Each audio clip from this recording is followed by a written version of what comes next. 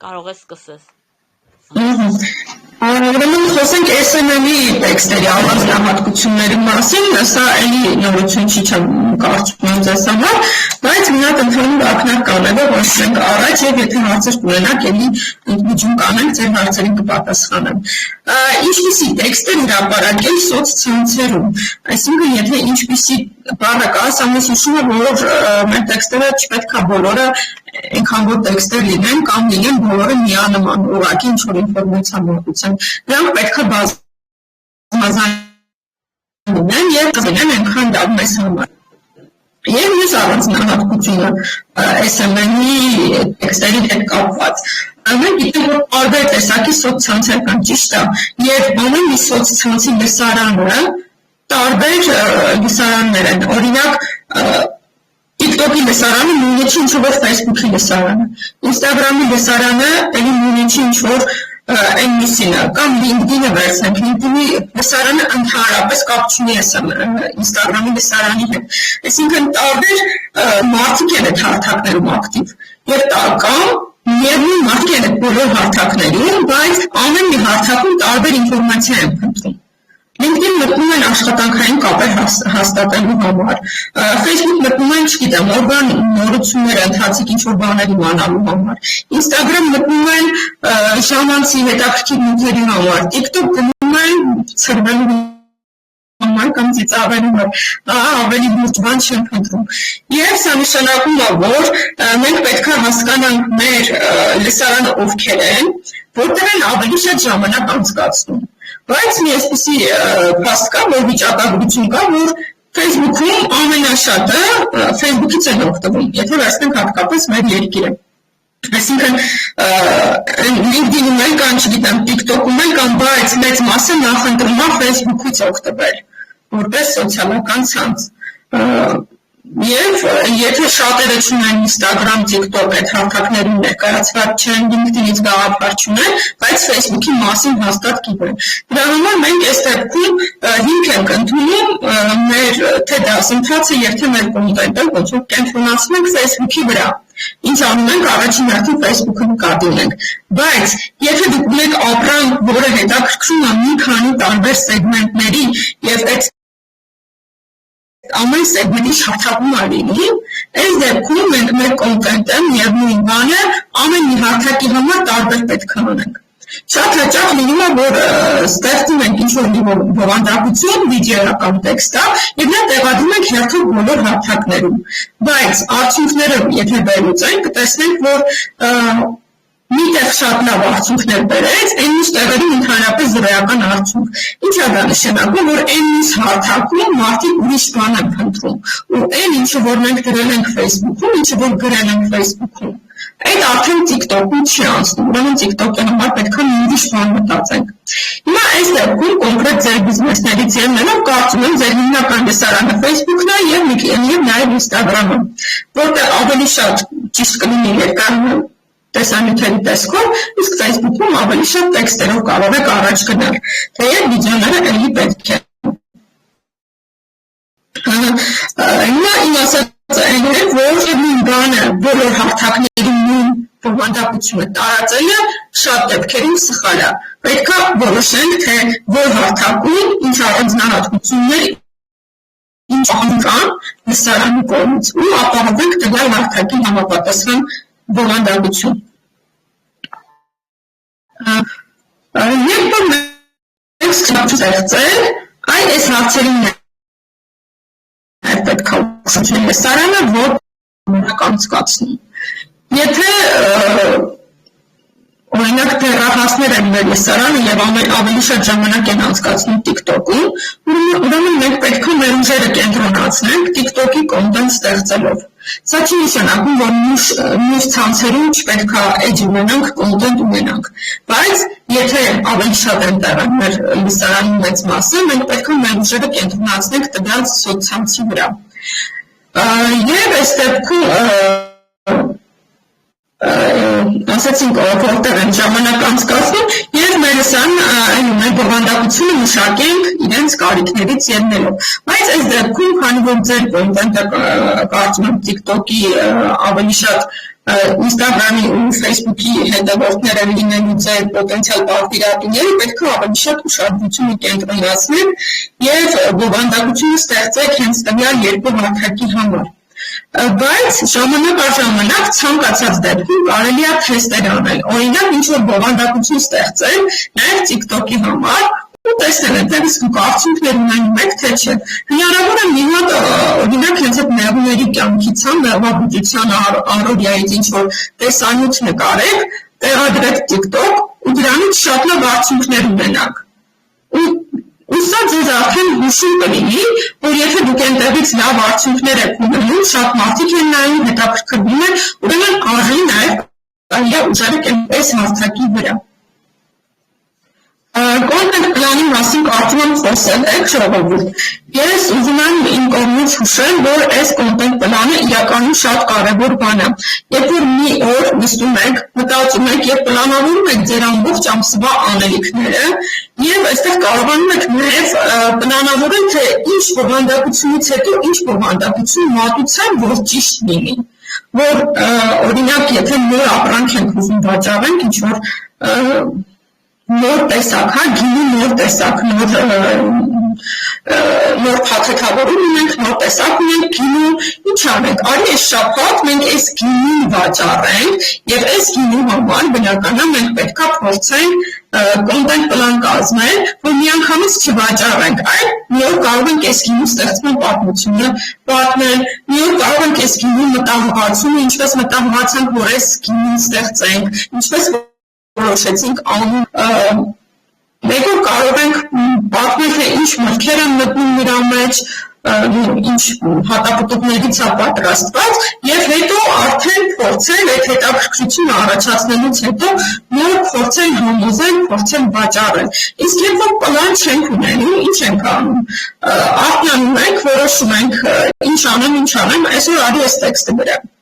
Ուսած ստացվում է, որ մենք հստակ ռազմավարություն չունենք, որից հետո ինչ անենք, որ ճիշտ բերենք մարդկանց հասցնենք մինչև վաճառքի կետը։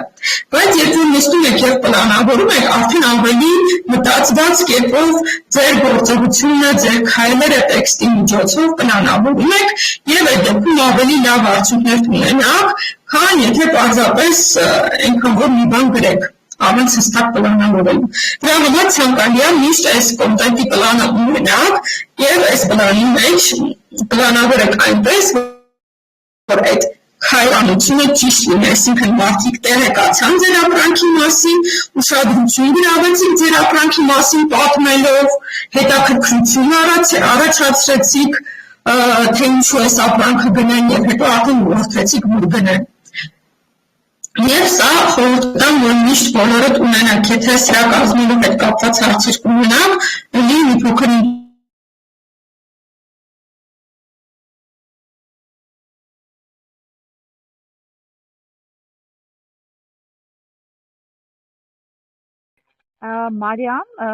Մարիամը դուրս եկա։ Լսվում,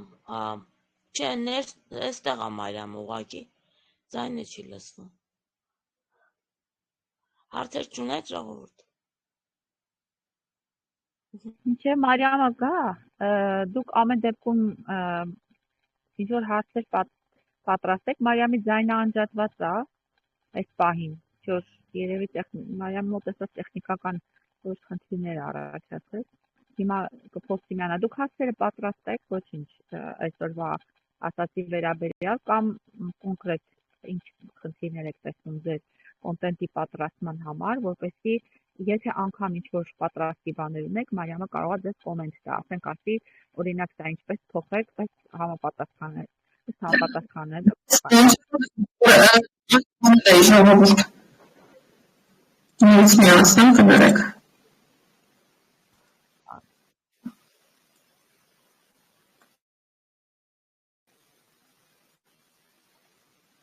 Արյան կոծայն է, Հա, ես անջատվել եմ ուսումնալի, հիմա ինձ ասեք խնդրում եմ, նայեք ես տեխնիկական հարցերը ինչ շոտ են խամբարում, շեր եմ արել, ես հիմա երևում եմ էկրանով։ այո, մեծ չէ, բայց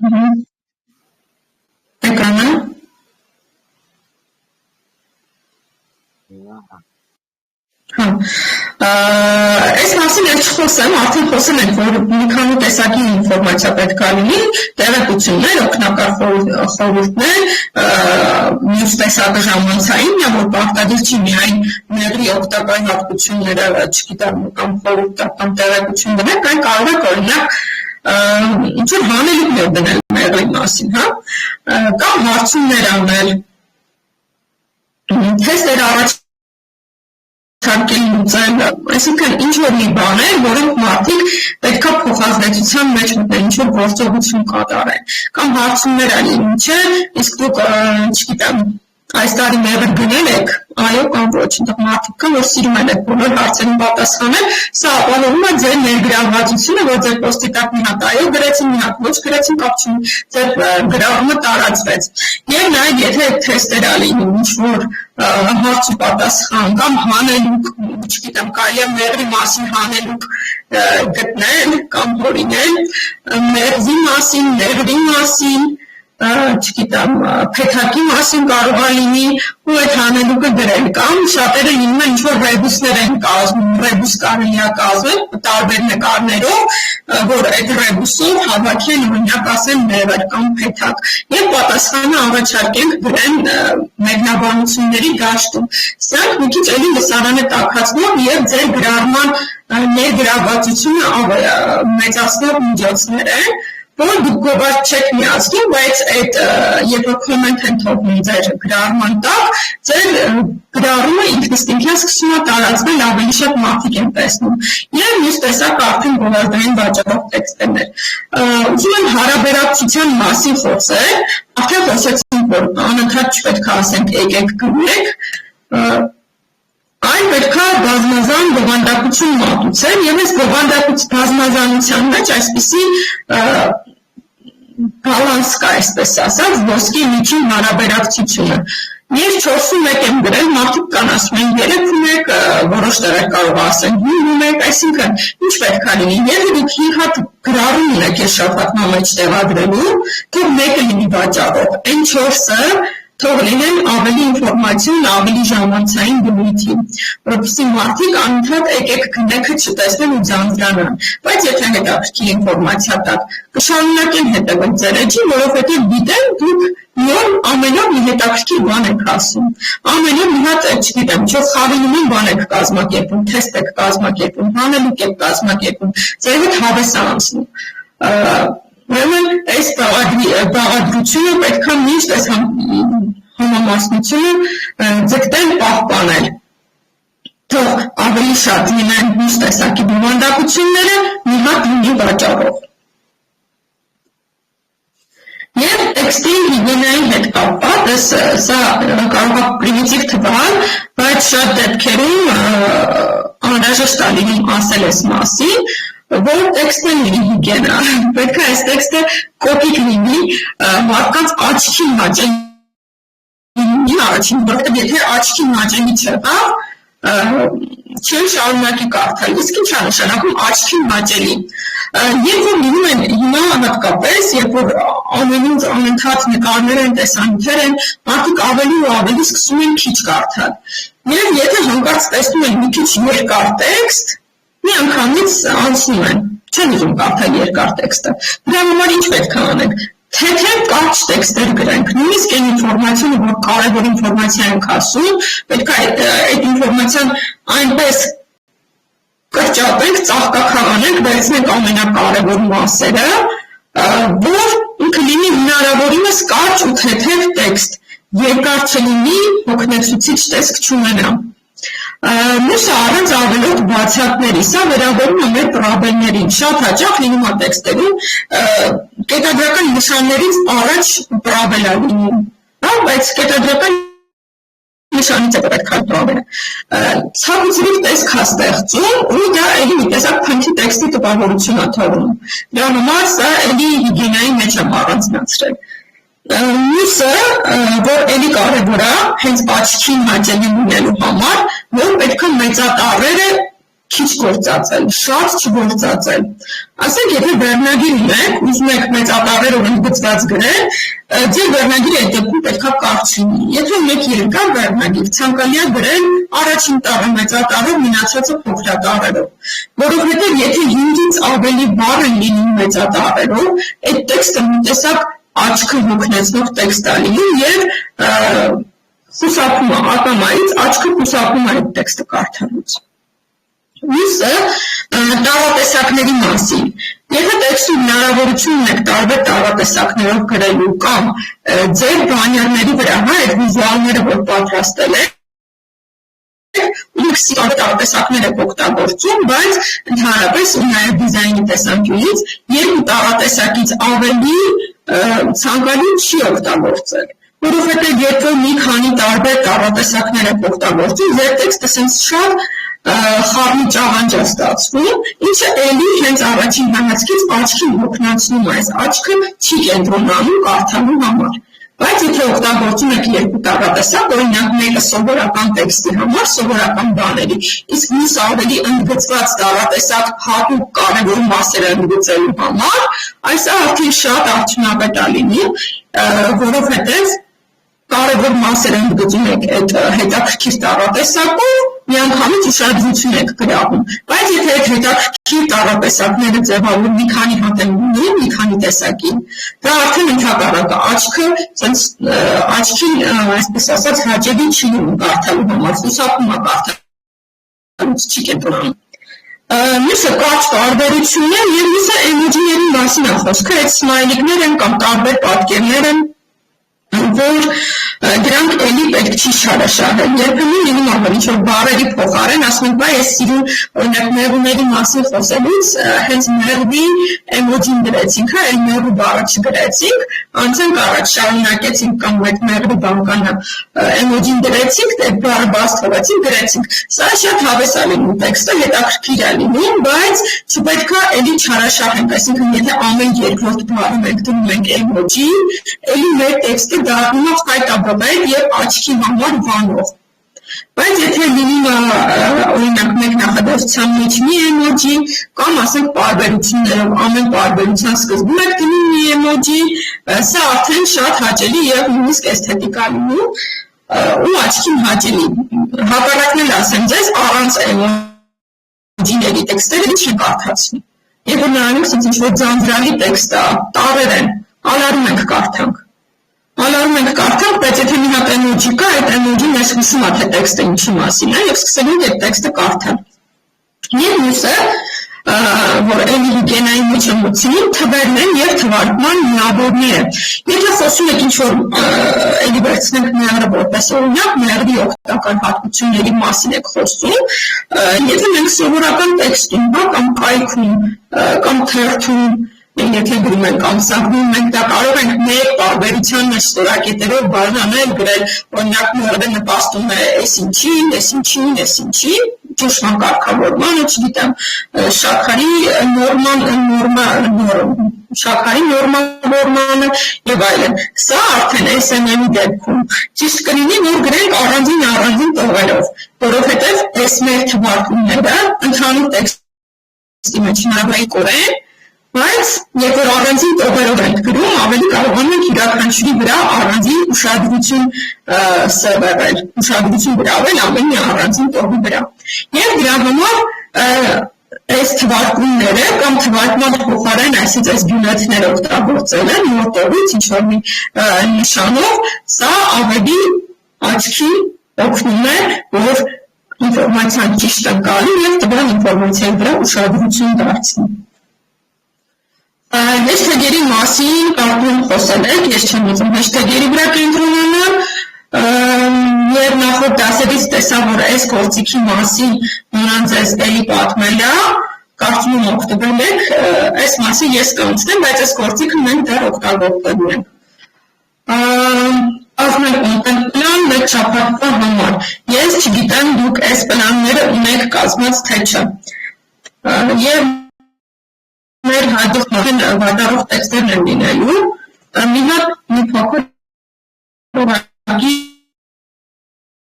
մասնային կապված համապորց արել եք մարդու օգնելու կարիք ունեք այս հարցում։ Կան մարդիկ, ովքեր ընդհանրապես այս պլանավորումը չեն արել։ Եվ կան արդյոք մարդիկ, ովքեր արել են։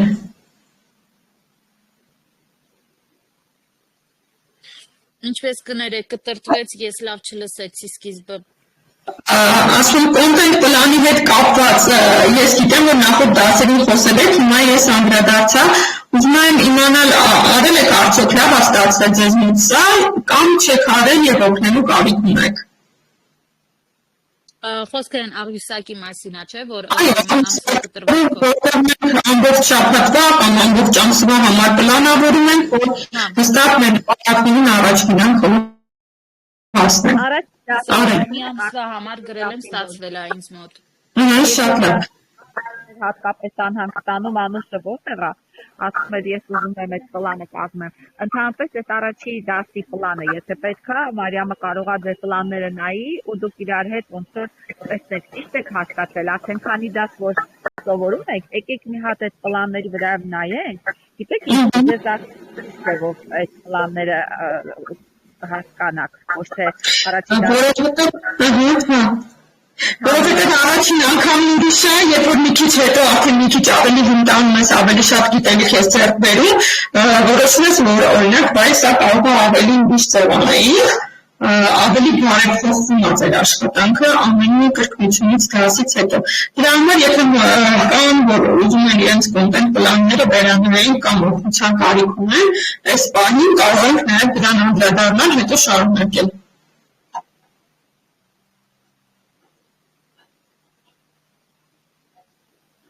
Ներդրում նորմալ է,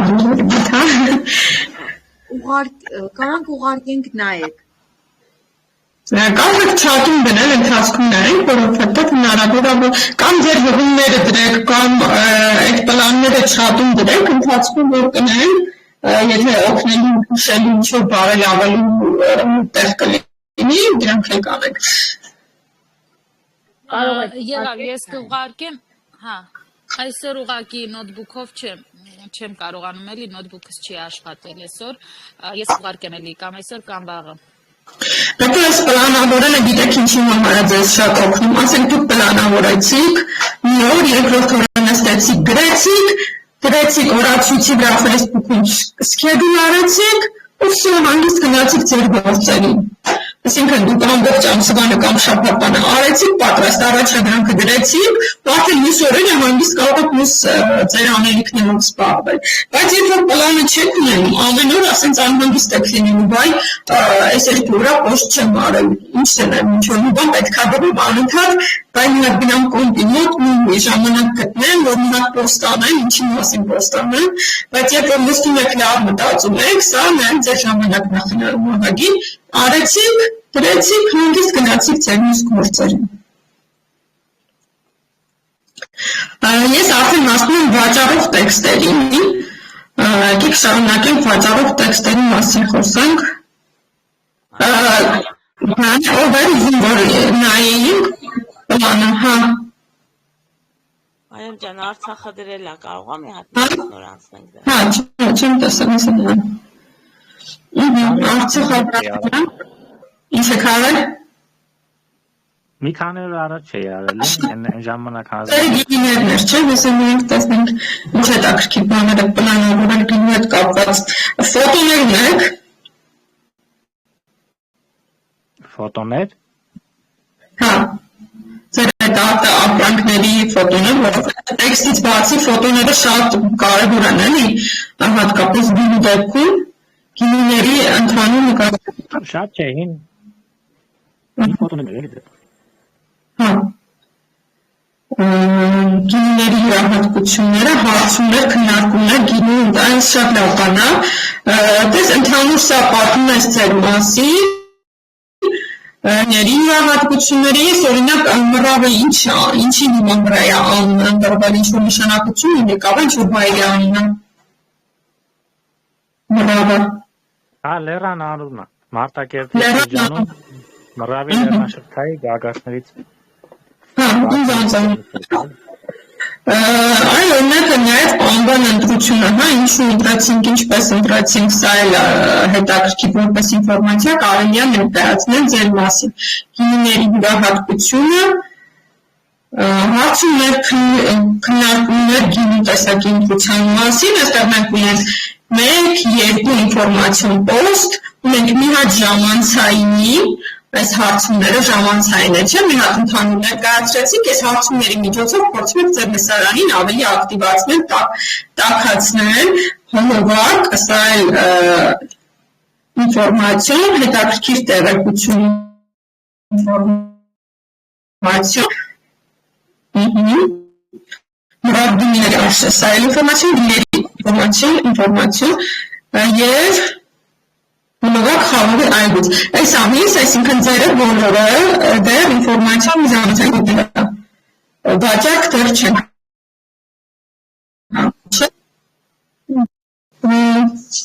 Հա, ընդհանուր առմամբ լավ է, մեկը ասացի, որ կարելի է ավելացնել նաև անվան ընտրությունը,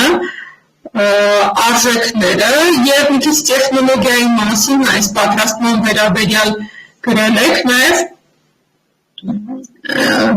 այդ երկու վաճառք չունեք, չէ, վաճառքը կա։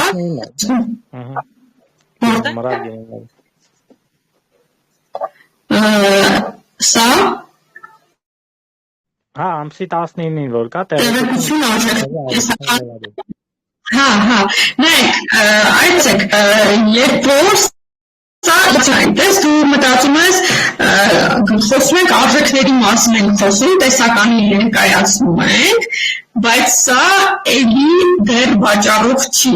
սա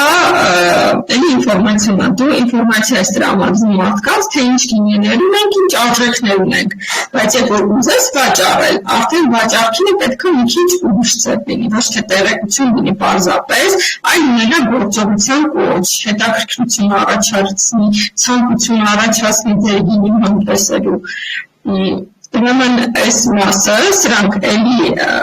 ներկայացնում է տեսականին, բայց եթե ուզում եք վաճառող լինի, վաճառողի համար պետք է մի քիչ ավելի հետաքրքիր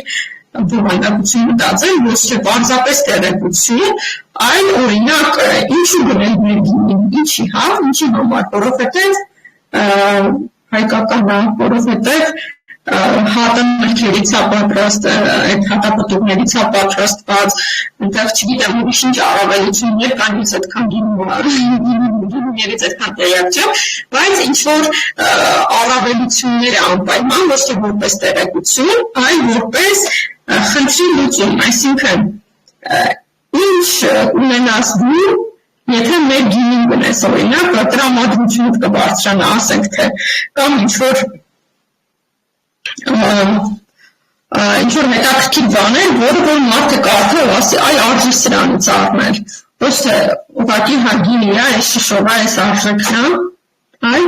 ավելի հետաքրքիր ու մարդկանց ցավին դարման դումով պետք է լինի, այսպես ասած։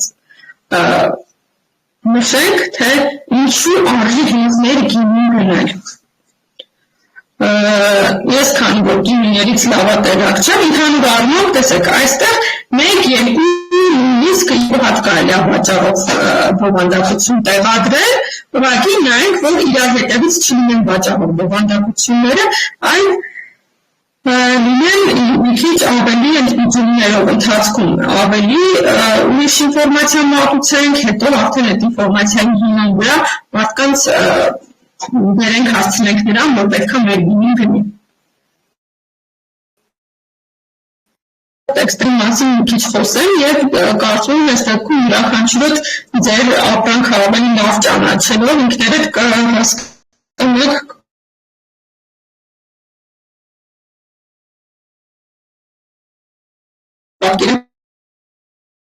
վաճառքի մասին, մենք պետք է մի բան հասկանանք, պարզ ասել, որ սա լավ ապրանք է առել, դա չաշխատող տարբերակ է։ Որովհետև այդ լավ ապրանքը առաջինը դուք չեք սարքում, այդ ապրանքից շուկայում, բայց այդքան ինչ-որ բան մտածեք,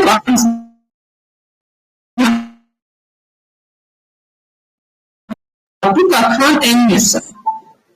Ու հենց ձեզնից պետք է առնել։ Կամ ասենք թե ինչ-որ լավ ապրանք ունեք,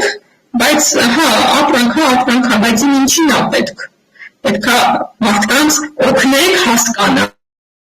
որ այդ ապրանքը իրանց պետք է։ Հիմա կազմակերպենք։ Այս 3 վայրկյանի մասին խոսեցին, առաջին հերթին ուշադրություն պետք է գրավել, պետք է այնպես անել, որ նրա առաջին բառերը ուշադրություն գրավել։ Անցնենք առաջ։ Ի տարբերություն տեքստի այլ տեսակների, որ մենք խոսեցինք, այս տարբեր տեսակներ, ժամանցային եւ այլն, վաճառքի նպատակով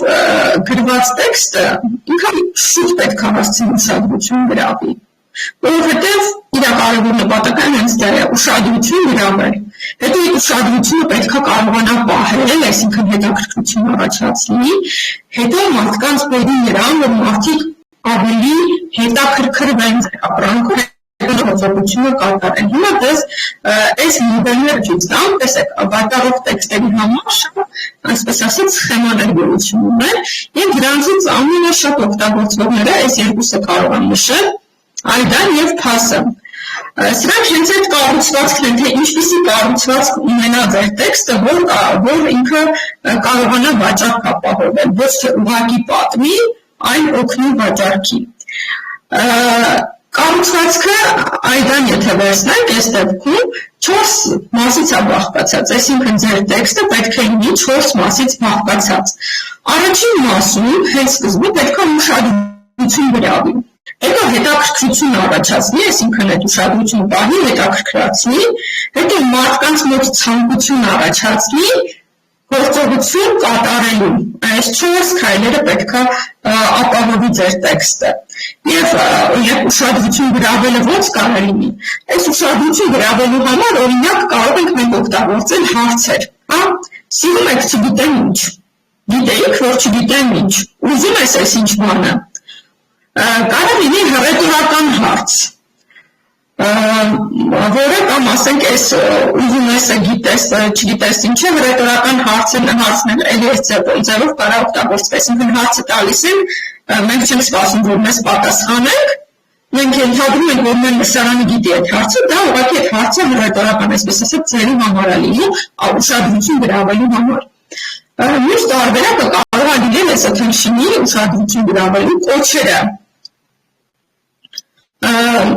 Կոչերը կամ ասենք այսպիսի արտահայտություններ, հա, արի գնանք գինի համտեսի։ Միանգամից հենց սենց կարաք սկսեք ձեր տեքստը։ Միանգամից երբ որ ասում ես արի գնանք, սա դնում ես քո լսարանին, չէ՞, եւ ուշադրություն ես գրավում, հա, ասում արի գնանք, հետո կարդում արդեն գնանք ինչի համար գնանք կամ մի արա այս ինչ բանը, մի գնիր մեր գինիները, եթե չես սիրում հայկականը, եթե չես գնահատում ավանդականը, նույնիսկ կարող է այդ հակառակը լինի, հա, գնիրի փոխարեն մի գնիր լինի, որովհետև երբ որ արգելական ենք դնում, արգելական հրամայական ամին, երբ որ արգելք ենք դնում, այդ արգելքն էլ է հետաքրքրություն առաջացնում, չէ, ինչի համար, մի արա այս ինչ բանը, ինչի չանեմ, հետո շարունակում է կարդալ։ Երբ որ այդ մին գնում եք շեշտով, արդեն ուշադրություն է գրավում։ Հետո հետաքրքրություն, այս հետաքրքրությունը ավելի մանրամասներ ենք պատմում մեր ապրանքի կամ մեր attention-ի հետ կապված։ Ասենք, մի գնիր մռավ գինիները, սա իմ ուշադրությունը գրավեցի արդեն, բայց այս մի գնից հետո հետաքրքրությունը չի առաջացնում, պետք է այս հետաքրքրությանը պատասխանեմ, ինչու չգնեմ, ասում մի գնիր մռավ գինիները, եթե չես գնահատում հայկականը, օրինակ այսքան բան, եւ այս հետաքրքրությունը հարցին պատասխան տվեցի, հա, այդ ինչու հարցին, ինչու չգնամ, եւ հաջորդը desire, ցանկությունը, ինչ ցանկություն առաջացնի, բայց եթե ինքը հայկականի գնահատող է, արդեն հետաքրքրվեց, ինչ պետք է ասենք, այստեղ պետք է մեր գինիների մասին ցանկություն առաջացնող ինչ-որ բան ասենք, հա, որովհետև մռավ գինիները պատրաստված են հայկական ավանդական գինեգործության տեխնոլոգիայով, չգիտեմ, այսինչ դաշտերում աճած, այսինչ հատապտուղներով, այսքան հավահանություն ունեն, այսինչ համուհոտ ունեն, արդեն վերեցինք նրան, որ ավելի շատ մեր գինիների մասին պատմեցինք, որ ցանկություն առաջանա, ասի բան, այսինչ լավն էր, արի գնեմ սա։ Վերջում են կարող ենք ավելացնել, բայց եթե դու գնահատում ես ավանդականը, ուրեմն գրում ես գինին պատվիրելու համար։ Անպայման ցանկացած դեպքում մենք պետք է վերջին քայլը հուշենք մարդկանց, ոչ թե պատմենք, անցնենք առաջ, այլ պատմենք եւ վերջում հուշենք ինքը ինչ անի։ Եթե մենք վերջում չասենք գրեք, զանգեք կամ ինչ-որ մի բան արեք, կամ վերջում չտրամադրենք մեր կոնտակտային տվյալները, հարցեր, հեռախոս, կայքի համար, մեր այս գրած ամբողջ տեքստը անիմաստ է լինելու, որովհետեւ մեծ մասը անարելի է գնան ձեր պրոֆիլի բիոյի միջից գտնեն ձեր հարցեն հեռախոսը, որ զանգեն ձեզ, չէ, պետքա եւ գործողությունը թե ինչ անեն, եւ այդ գործողության համար անհրաժեշտ ինֆորմացիան անպայման ձեր տեքստի վերջում պետքա լինի, թե չէ այս ամբողջ գրածը կլինի անիմաստ։ Եվ մյուս մոդելը, այս փաս մոդելն է, սա էլ խնդիրների վրա հիմնված, սա էլ շատ արդյունավետ մեթոդ է։ Ինչի համար, որովհետև այստեղ դրված է խնդիրը։ Մենք տալիս ենք դնում ենք խնդիրը, ցույց ենք տալիս, որ կա այս խնդիրը եւ լուծում ենք առաջարկում։ Մարդիկ միշտ ավելի շատ ուշադրություն են դարձնում եւ ավելի շատ գնում են ապրանքը կամ օգտվում են ծառայությունից այն դեպքում, երբ որ տեսնում են, երբ որ համոզվում են, որ դա իրանց պետք է ու դա իրանց ինչ-որ մի խնդիրը կլուծի։ Թե չէ, եթե խնդիր չի լուծելու, եթե ինչ-որ հարց չի լուծելու կյանքում այս ապրանքը, առնեն ինչ անեն։ Ուրեմն այս փասի դեպքում առաջին պետք է խնդիրը հաջորդը խնդիրը մի քիչ ավելի սրում ենք, ավելի մի քիչ ցույց է տալիս, որ այ դա լուրջ խնդիր է, իրոք իրան լուծում է պետք, եւ հաջորդը առաջարկում ենք լուծումը։ Դրում ենք խնդիր, ցույց ենք տալիս, որ այս խնդիրը իրոք լուծման ենթակայում պետք է լուծվի, եւ առաջարկում ենք, որ մենք այս լուծումը կտանք իրանց։ Եթե վերցնենք օրինակ թռչնամիսը վերցնենք, ինչ խնդիր կարող է լինի, ինչ խնդիր կա մարդկանց մոտ։ Թարմությունը վերցնենք առաջին հարցը, դժվարանում եք կամ դժվարություն եք գտնում կամ չեք գտնում թարմ թռչնամիս, չգիտեք որտեղից գնել թարմ հավումիս։ Խնդրեմ եք այս խնդիրը դրեցինք, թարմ միս գտնելը դժվար է, ես թարմ միս չեմ հանդիպում որ առնում, բայց ուզում եմ թարմ առնեմ։ Եվ մեր խնդիրը մի քիչ ավելի սրում ենք, որ օրինակ խանութից գնում, բայց չենք գտնում թարմ թռչնամիս, բոլորը սառեցրած են, կասկածելի է թե ինչ անկետներում ինչքան ժամանակը որտեղ սառած մնացել են, ու այս դեպքում ուրեմն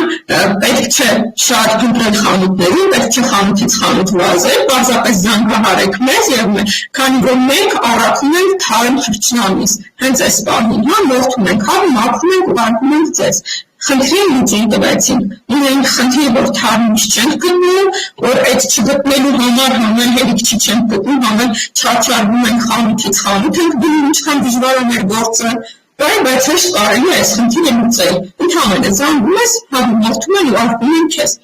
Այսպիսի մոդելներ մոտավորապես ես ասեցի, դուք ձեր բիզնեսն ավելի շատ կիմանաք, թե ձեր սպառողները ինչ կարիքներ ունեն եւ դուք իրանց ինչ կարիքներն եք լուծելու տվյալ ապրանքը վաճառելով։ Եվ պետք է փորձեք, երբ որ ուզում եք վաճառել, նաեւ կարող եք առաջնորդել այն հենց այս մոդելներով, որոնք փորձված են ամբողջ գովազդի աշխարհում, իրենք տենց աշխատող մոդելներ են։ Եվ հիմա ես կարեւի նաեւ փորձեք մի քիչ